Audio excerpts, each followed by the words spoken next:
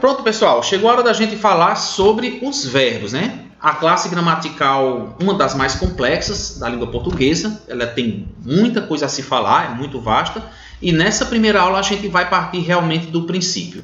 Nós vamos falar um pouquinho sobre o conceito de verbo e depois nós vamos também analisar um pouco o tempo verbal. Assinale a alternativa em que a palavra destacada não faz parte da classe gramatical dos verbos. Em qual dessas alternativas aqui nós devemos marcar porque não existe verbo? Pois bem, para responder essa questão, a gente analisa frase a frase.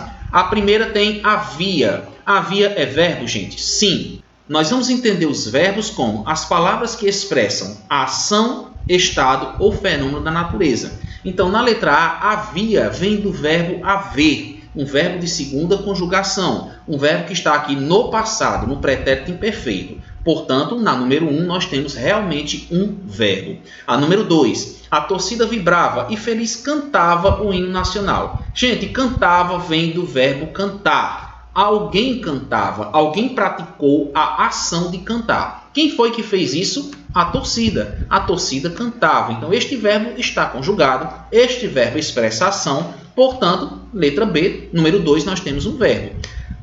Os jogadores entraram de salto alto. Nós temos destacado a palavra salto. Será que salto é verbo? Existe salto do verbo saltar. E aí onde gera a grande dificuldade da questão. Vamos entender uma coisa. Nessa frase de número 3, os jogadores, que é o sujeito que praticam a ação, eles praticam a ação de entrar em campo. Salto não indica uma ação praticada pelos jogadores. Os jogadores não saltaram. Até porque quando eu digo que eles entraram de salto alto, a palavra salto vai estar nomeando alguma coisa. Neste caso aqui, quando eu digo que eles entraram de salto alto, também eu vou entender como um adjunto adverbial de modo. É o modo como eles entraram em campo. Mas eu não estou usando a palavra salto como o verbo conjugado. Não, é apenas um substantivo, certo? Nessa frase 3, o verbo seria entraram. Na 4, nunca se viu tanta vergonha como naquele jogo. Olha, viu, alguém praticou a ação de ver. Nunca se viu, alguém viu. Na frase de número 4, nós temos verbo. Na número 5, a festa foi adiada após a humilhante derrota. Gente, será que derrota aqui nesta frase é o verbo derrotar que está conjugado? Não, não é. Veja que nesta frase o verbo está aqui, ó, foi. Certo? Derrota é um substantivo que está acompanhado de um artigo. E aqui está a melhor dica para você. Para você diferenciar o verbo do substantivo, será que aquela palavra ali expressa uma ação praticada pelo sujeito ou é uma palavra que está sendo acompanhada de um artigo? Neste caso aqui, a derrota humilhante. Derrota é um substantivo acompanhado de um artigo e acompanhado também de um adjetivo. Você vai marcar a letra C. Vamos agora para a segunda questão, que diz o seguinte.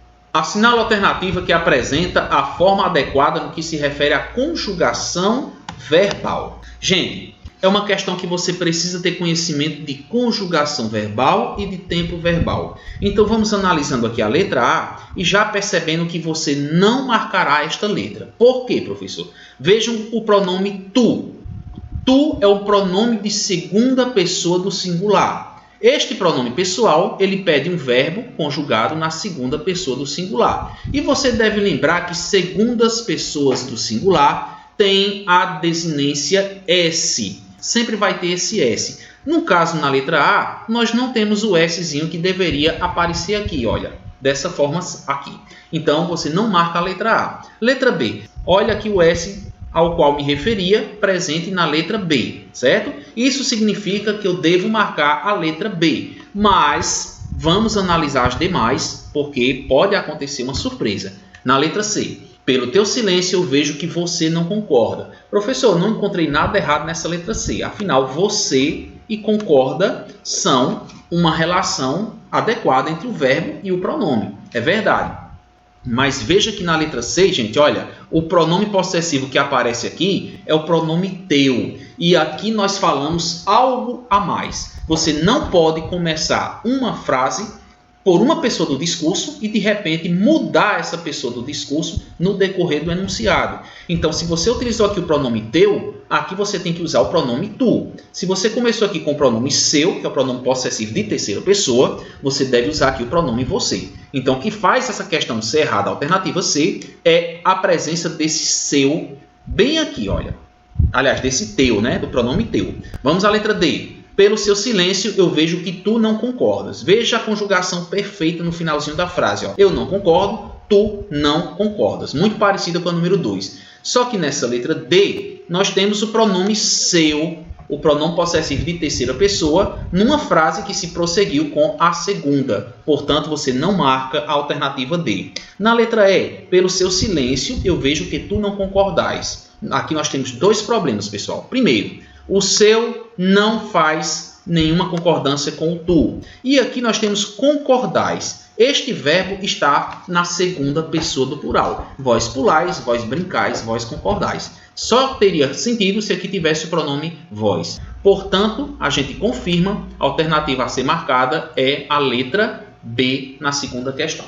É isso.